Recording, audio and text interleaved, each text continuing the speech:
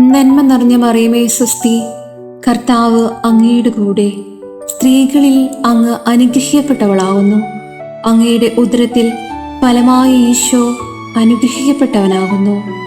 പരിശുദ്ധ മറിയമേ, തമ്പുരാൻ്റെ അമ്മേ, പാപികളായ ഞങ്ങൾക്ക് വേണ്ടി ഇപ്പോഴും ഞങ്ങളുടെ മരണസമയത്തും തമ്പുരാനോട് അപേക്ഷിക്കണമേ. ആമേൻ.